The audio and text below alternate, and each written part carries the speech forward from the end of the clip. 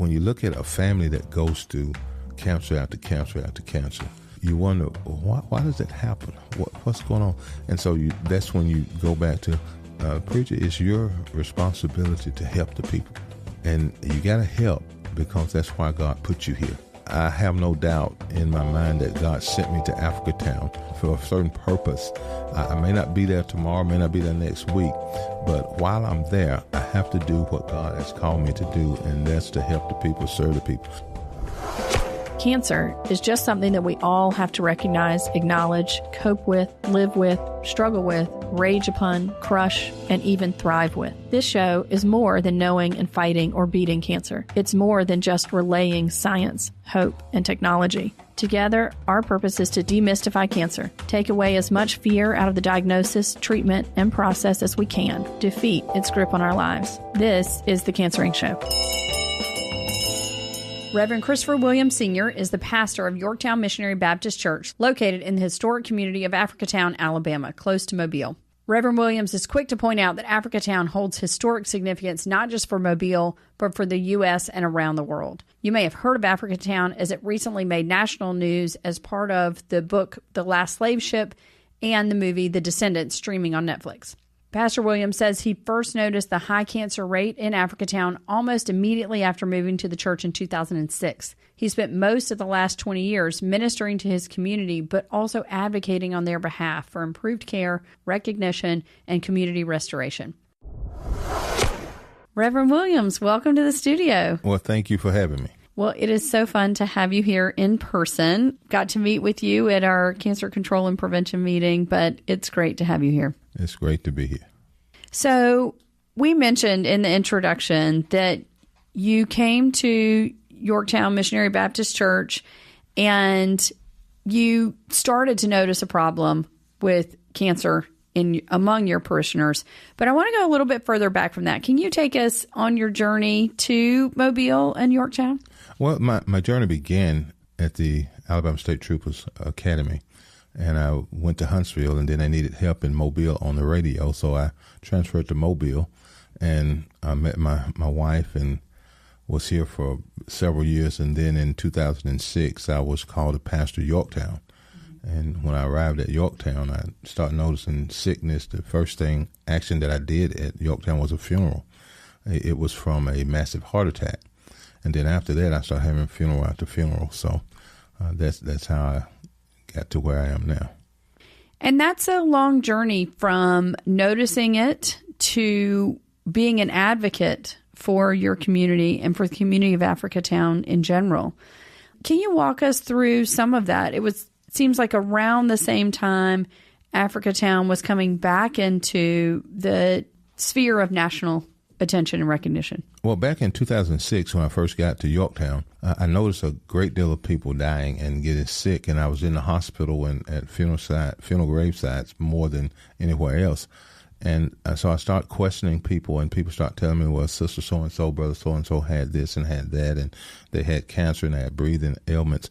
And so I took it upon myself to do a survey. When I put the survey out, I sent out, I'm not sure how many, but I know I got over 100 back with, some of them had 3 and 4 names, some of them had more, saying that their relatives had cancer. This sister so-and-so or brother so-and-so died from cancer or from asthma or some kind of breathing ailment, but majority of them was cancer. And we just began to study this, and I looked at it and I kept asking questions, and God just led me to try to contact some lawyers to see what we could do about what was happening in the community, because to me, when I first got here, the population was a lot higher than it is now. Yeah. And we've had funeral after funeral. When I first got there, the first year I did, I'm guessing approximately 20 funerals, which is really unheard of in a small church like ours. And down the street, the year before that, Pastor Brady with Hopewell advised me that they did well over 20 the year before. So, and he's continued to have funerals, and we continued to have funerals after that and after that. Every year we was having a lot of funerals. And so we tried to find out what was causing all this. And we had one common factor that was in our area that we couldn't prove caused it, but we thought very highly that it did. the paper mills that was here. One was torn down, and some of the remnants of the paper mill is still there. We were just the pastor, trying to help my parishioners and make sure they were well taken care of. And so God just put me in this position to contact lawyers, and we went through several lawyers to try to get some help. And we had one gentleman that stood by us and did what we needed to do. Well, for the person who's never heard the words Africatown, can you give our listeners just a brief history, which I recognize is very hard to do given the hundreds of years of history in Africatown, but tell us what that word means. Well, Africatown means great American history. It's not just Mobile history, not just Alabama history. It's American history, and then world history as well, because we brought, the slave ship that was changed to a slave ship brought many Africans to America to be enslaved. And the problem is that slavery had been abolished before they were captured and brought here. So we're saying that I always say that they were kidnapped and brought to America and placed in a desolate area for them to survive on their own, and they did. Right. They survived in the area that they found, and they survived. They became a big community, and it's still a nice community. There's community still there, but they went through so much horror, so much tragedy to get to the point that they are now. The forefathers, which were very young that came, someone said that the oldest person was 19 years of age. Wow. And you had over 110 people on the ship, and you don't know how many perished on the way over. Right. You don't know how many was thrown overboard. Right. And you don't know how many died once they got here. So we look back at that and we see that the last slave ship that came to America was the Clotilda, which had the Africatown descendants on. And now we look at Africatown as a city, a little community of itself that lacks a whole lot of things.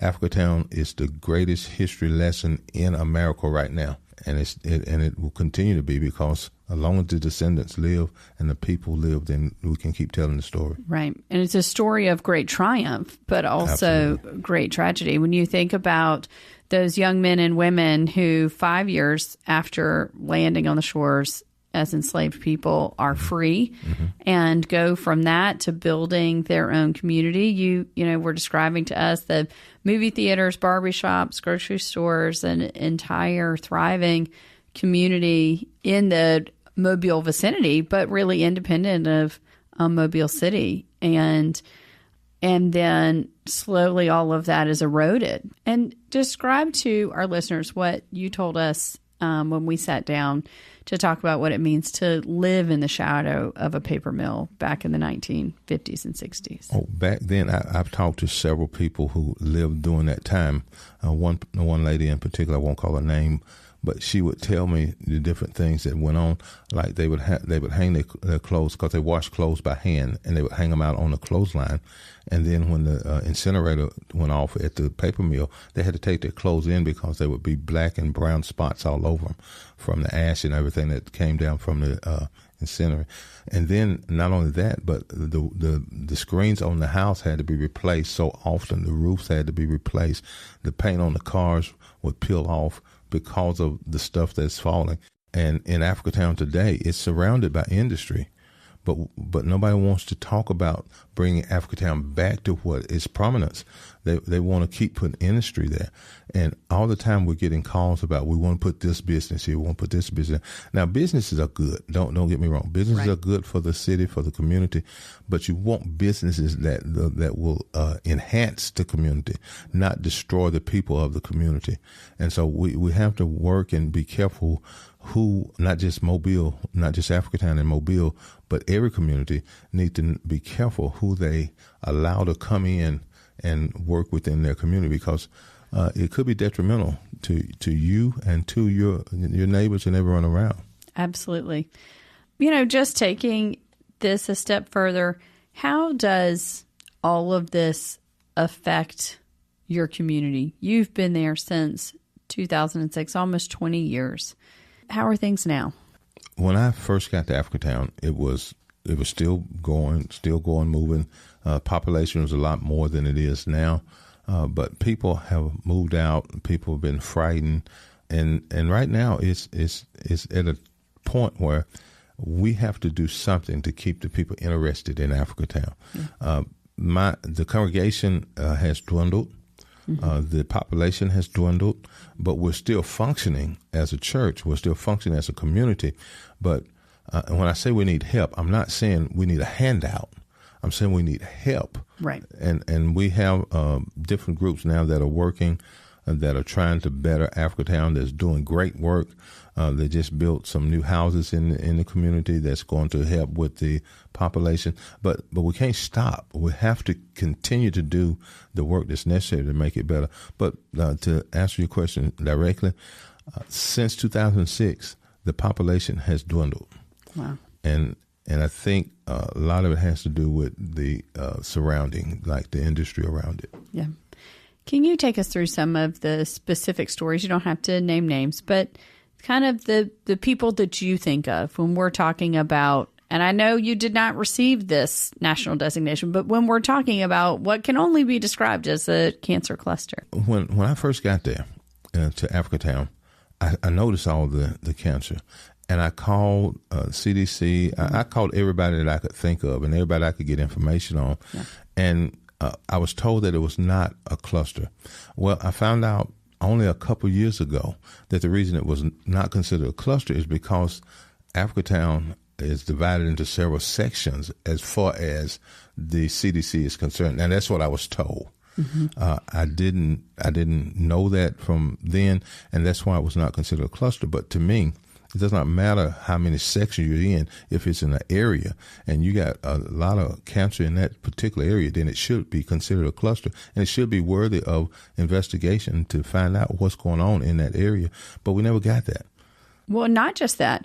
There are lots of people listening to our show right now who have cancer and feel that research into how your community got cancer could help them. Absolutely. Or could help us understand about their cancers. Absolutely. But the sad thing is when you slice a pie and you see the center, and that center, it just right in that little center, it has a big cluster of mold.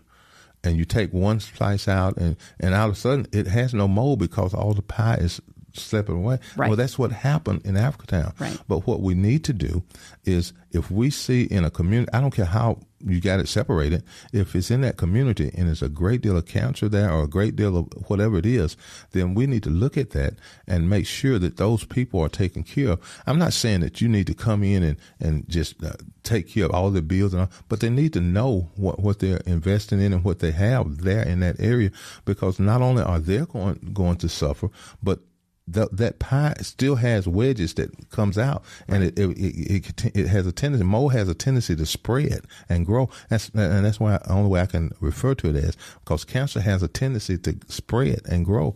Absolutely, and it could hit. It may not be in your neighborhood now, and the struggle is not over. It's still a struggle. It's still a fight, but you sometimes it gets real heavy and real hard. Take us through that kind of heavy and hard for some of your parishioners. Who are the folks that you think of when you say that? Well, I won't call names, but there was a gentleman. He was working. I mean, he was working in the church doing a different thing, repairing stuff, doing stuff that needed to be done. And one week, I mean, he said, "Reverend, I'm having a hard time getting about. I'm getting tired real quick." And so he went to the doctor. And he talked to the doctor, and he found out that he had cancer. And I can't remember the exact kind. And so I guess it was less than 2 months he was dead. And he and the wife had 2 months to just get everything straight. He didn't know he knew he had cancer, but then all of a sudden it just straight downhill. Right. And he's been dead now for several years, but that's one of, I don't know how many incidents that happen. I've had so many people that passed, some rapidly, some lingered on, but it's a terrible thing to watch a friend or a brother or sister to go through that and lose from being a big, healthy, strong person to very weak and skin and bones. It's hard. Well, you told us about families, husbands and wives, sisters and brothers, mothers and daughters who all got cancer. Absolutely. There's this one family that I talked to, or still talk to. The mother, she had 4 or 5 daughters and 3 or 4 sons, and each daughter had cancer. Wow. And then there was the brother. One of the brothers had cancer, if I'm not mistaken, but the father died from cancer. Several of the sisters has died from cancer, and it's all in this one family. And you hardly ever see that. Right. You hardly ever see that. And they lived not even a half a mile from the paper mill. And so when you look at a family that goes through cancer after cancer after cancer, you wonder, why does that happen? What's going on? And so that's when you go back to, preacher, it's your responsibility to help the people. And you got to help because that's why God put you here. And so since I'm there, and it was hard. It was really hard, and to see them go through that. And I start talking to people, start talking to everybody, and pretty soon we just start having meetings. And the first meeting, the church was packed. It was so many people. Wow. Because everybody knew somebody that had cancer or somebody that was sick from it. And we started having cancer, trying to get things in order to get orchestrated so we could do what we needed to do. And pretty soon the people came together, and we got some leaders set up that would tell me different things, and I would talk to the lawyers. And I felt that God was really on our side, looking out for us, trying to make sure the people of Africatown was taken care of and treated the way that they should be treated. I have no doubt in my mind that God sent me to Africatown for a certain person, for a certain purpose, and for a certain time. I may not be there tomorrow, may not be there next week, but while I'm there, I have to do what God has called me to do, and that's to help the people, serve the people. We do a great deal of things in Africatown right now. Africatown is up and coming. It's going to be all over the world. It's probably all over the world now, but people will see that Africatown is a great place to be, a great place to be from, a great place to live in, and the people there is excellent. You could, if you walk out in Africatown, you don't have to worry about anything. People will take care of you. Yeah. So you can come to Africatown and enjoy life and have a good time. I love it. So some of the things that have happened include the Africatown Heritage House Museum and Visitor Center open to, as you said, worldwide acclaim. And so that can now tell the story of Africatown. I understand there is some sort of agreement with the paper mill for cleanup. Is that correct? I'm not privileged to all of the information, but I was told that it was. Mm-hmm. I haven't seen it in writing, haven't read it. But I was told that it was. But the Africatown Heritage House is a great place to visit. It has the history of Africatown, not the complete history, but it's got a great deal of the history because nobody can capture the complete history. Yeah. But they have a great deal of history of Africatown, some artifacts. They've talked to the community. They've got people talking in the museum that you can hear and see. And so that is a great thing for Africatown. But then there was a new building that was just opened last month. Was it last month or early this month? The Business Center. Okay. And it housed businesses, center for the community, and it also have the food bank area where we distribute food. And Yorktown Missionary Baptist Church and ACDC Community Action Group is working together to make sure that Africatown is not a food desert. And now it has been considered that because it does not have grocery stores and things that they could get the essentials, but with the help of the Feeding the Gulf Coast, ACDC Yorktown, we're making Africatown what it should be, a metropolis. I love it. I love it. And USA Health is trying to do our part in terms of keeping Africatown healthy. Absolutely. We've had USA Health. They're supposed to come in. We're going to try to do a prostate exam, non-invasive, where they just take your blood and do analyze it and get the answers. So we're trying to get all that set up. We're looking at the date of September the 8th, which is a Sunday. We want to get it in all the churches, get it on the news, get it everywhere we can, because we want to help as many people as we can. And we want USA to see that we're doing our part.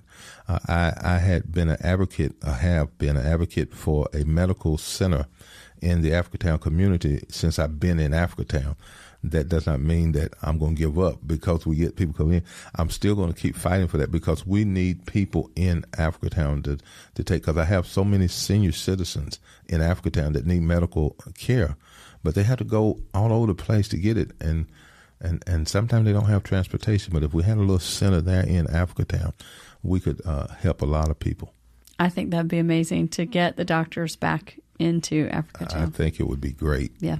So my last question, I'm going to take a different turn, but I can't have a pastor of your caliber who has ministered to so many patients with cancer. We know that faith plays a role in survivorship. How do you help your parishioners with that aspect? What we do, we do a great deal of praying at Yorktown. We have a prayer line.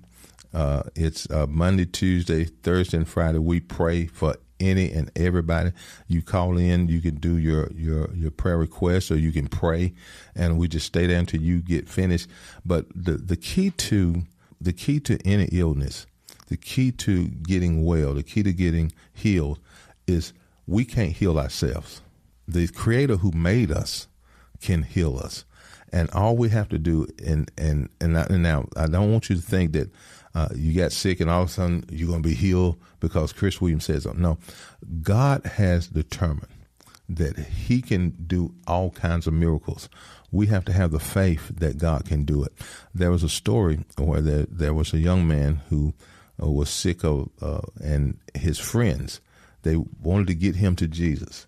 Jesus was in the house, he was preaching, and they came to the door and they couldn't get in. So they went up on the rooftop, tore the roof off, and lowered this man in. All of them had to support him and lower him in. So the thing is, we have to support each other in prayer and in faith and in talk and in communication and in love. And when we love each other, when we love on each other and we pray and turn it over to God, God will do things that we just can't even imagine in our mind.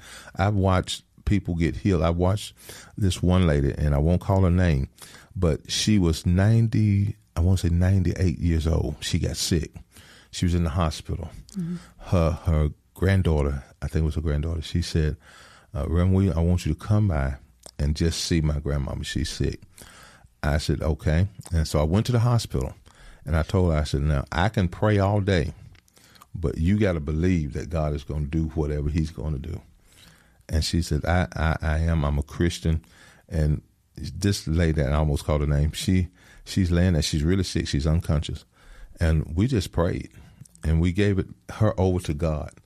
And God worked a miracle, and she came back. She was up in age when she passed. And the key is we have to have enough faith to let God do what He does. Mm-hmm. We just give it to Him and let Him do it. Mm-hmm. Well, I have to say, as a practicing physician, I've been there myself very late at night to say, as you roll a patient from the OR to the ICU, I've done as much as I possibly can if it is in your hands. Absolutely. My mother-in-law was in the hospital, and the doctor had walked off. He was coming to tell my wife that her mom had passed. And we saw him coming, but we had been praying the whole time. Mm-hmm. And right when he got, I guess he's about 10 feet from us, he starts talking to his nurse, said, "Hold on, Doc." And she comes and she whispers it, and he says, "Hold on a minute, I'll be right back." And he go back. Well, Miss Eden, Teresa's mom, had asked the lady, "What are you doing?" My gosh. And that was at one of the local hospitals, but and she lived a long time. She lived a long time after that. But that was one of those miracles that when you turn it over to God, He know how to fix things. Mm-hmm. He's much better than I am. Much better than I am. Well, I can't think of a better place to end. It is As always, an absolute pleasure to talk to you and hear more about how Africatown is getting back to the booming metropolis that it has been and will be again. Tell us more how to get in touch with you and learn more about Africatown. Well, there's several ways to learn about Africa. There's several books out.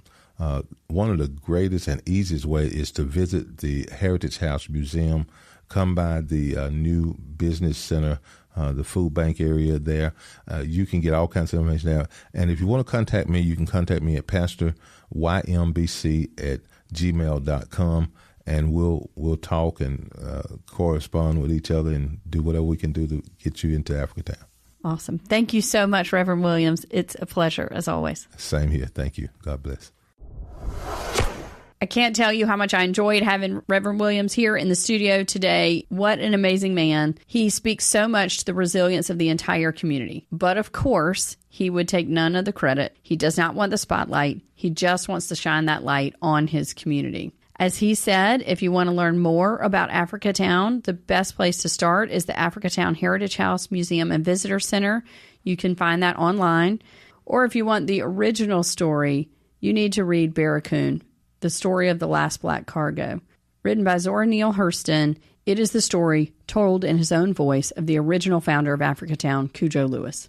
I know you know that the story of Africatown is one of hundreds, possibly thousands of communities in the United States where we have clusters of cancer or disease related to environmental exposure. And this is just one story. But I want you to know that this story is one of empowerment. It is one of overcoming. And we are continuing to work with Reverend Williams and his community to continue to improve the care and improve the cancer screenings in his community. I can't tell you how excited I am to join my cancer control and prevention group on the mobile unit on September the 8th, 2024 in Africatown. If you are listening to this locally, I hope you'll come out and support us. And we hope this is the first of many opportunities to visit Africatown and to provide both cancer prevention and other health services. So we'll definitely give you an update on that. Please go to our show notes for additional information and for the resources that we've mentioned here. Until then, keep cancering and take care of yourself.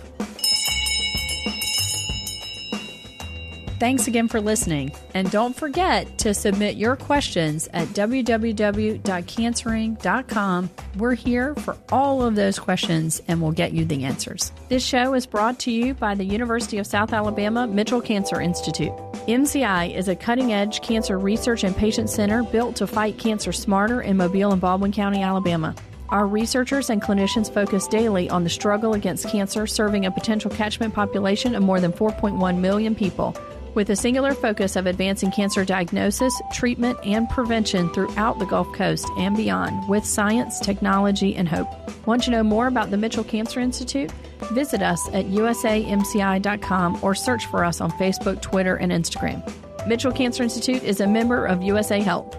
To learn more about all of our hospitals, clinics, and services, visit usahealthsystem.com.